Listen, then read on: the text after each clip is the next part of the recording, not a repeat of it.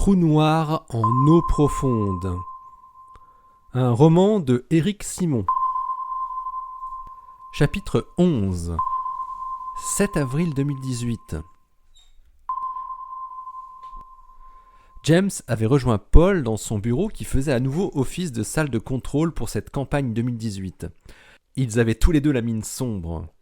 « Sans le LMT, ça ne sert à rien, » dit Paul. « On annule tout alors ? Mais comment tu veux faire autrement ? Je sais que Jens est d'accord avec moi, on ne peut rien obtenir de pertinent sans le LMT. À quoi ça rimerait de faire de la reconstruction sur des données interférométriques tronquées à ce point ?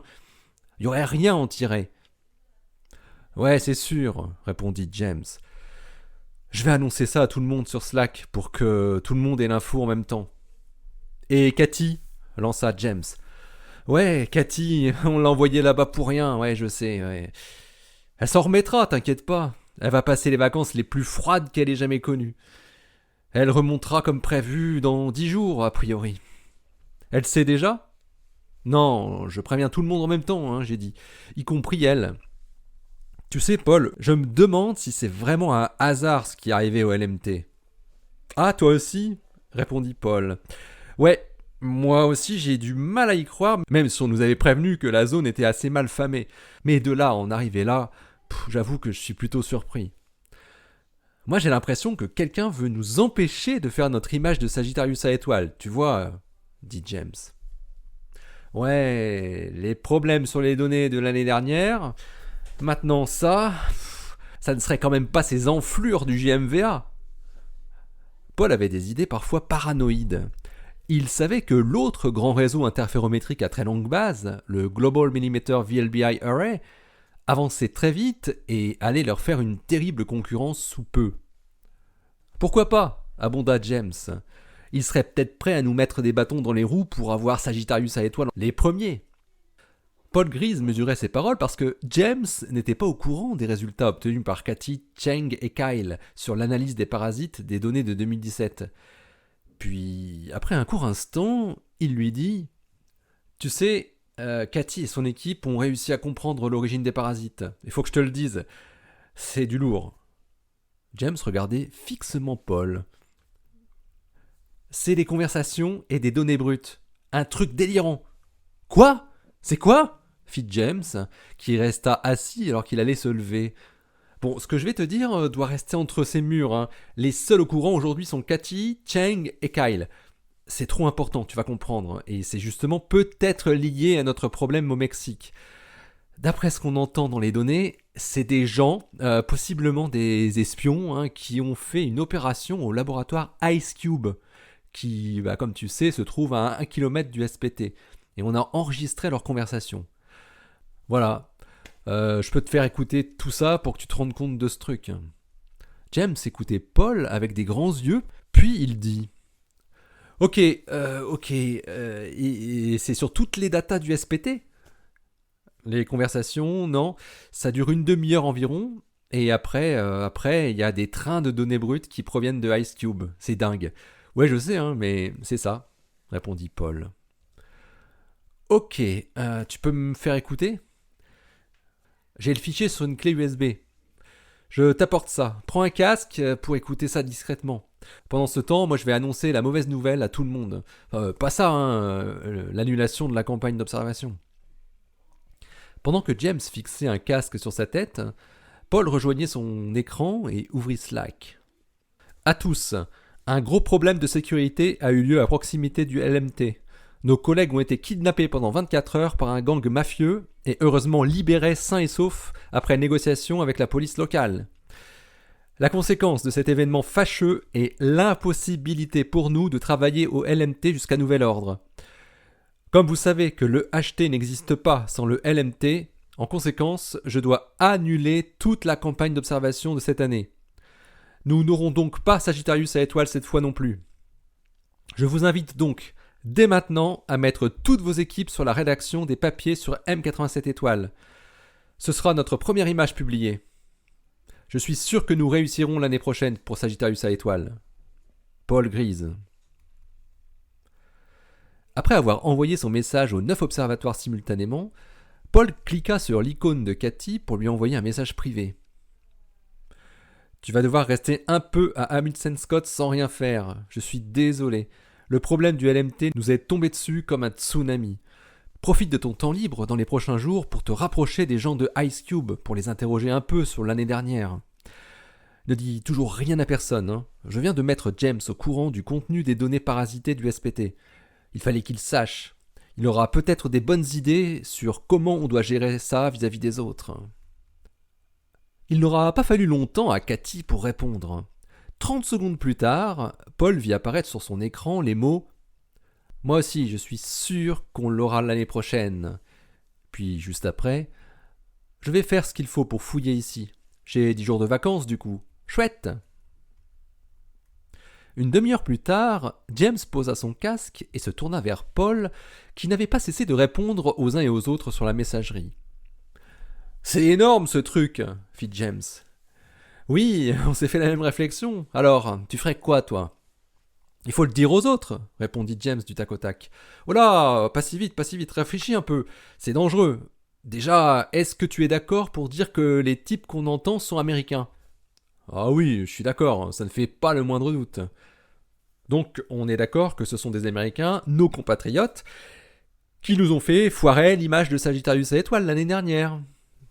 « Oui, si on veut, » répondit James. « Mais où tu veux en venir ?»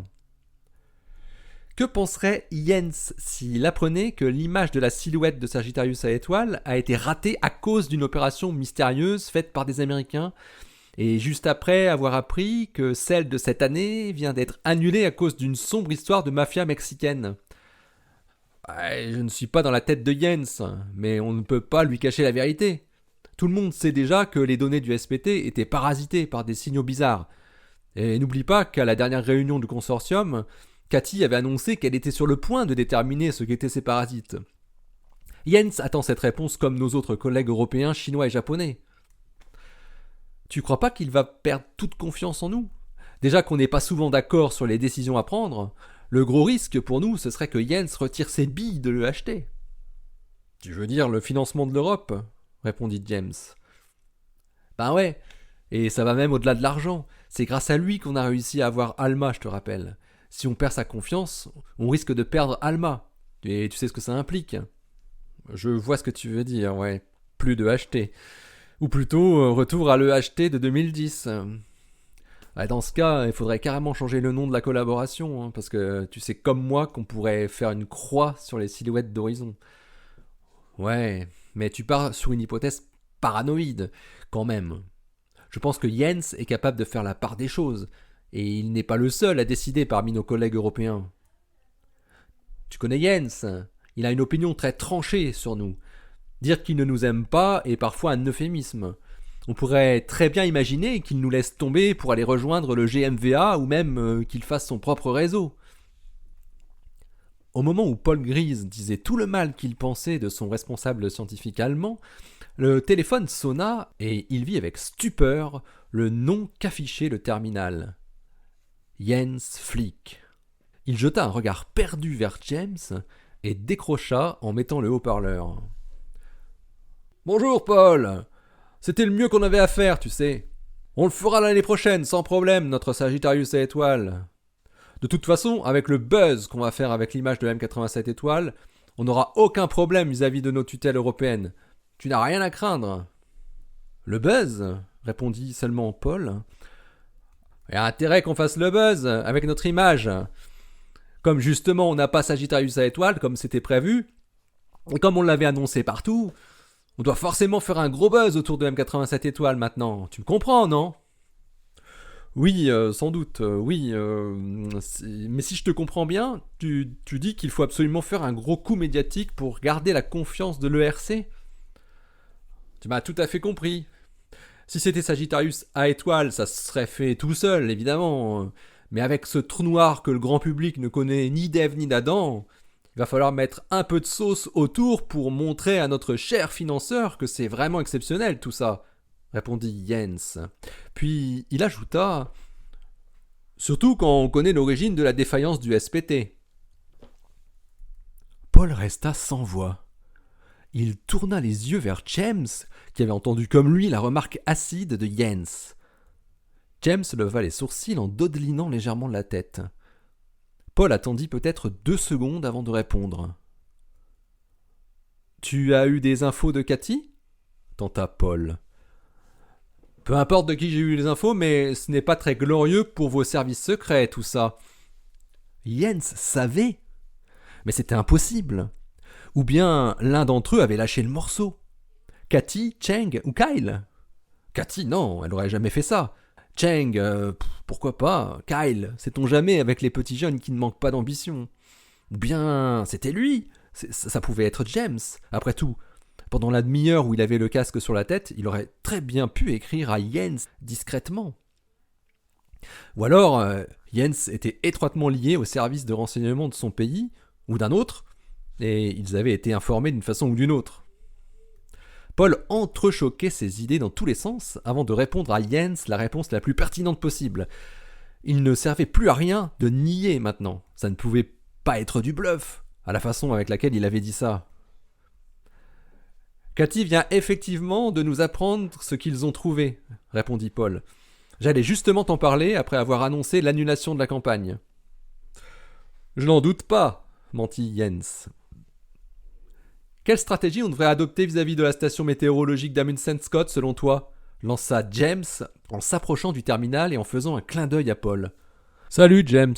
Bah, tu sais ce que je crois ? Je crois que si ça fait 1 an et qu'ils ne se sont rendus compte de rien depuis le temps, ça veut dire qu'on peut laisser tomber. Ça serait mieux pour nous. Pour moi, il ne faut pas remuer un vieux truc qui ne peut que nous apporter des ennuis. Hein. Et on n'a pas que ça à faire. Ce n'est pas notre problème après tout. » Il bluffait donc. Il ne connaissait pas les détails des données. Il ignorait complètement qu'il s'agissait d'Ice Cube. James avait été brillant sur ce coup.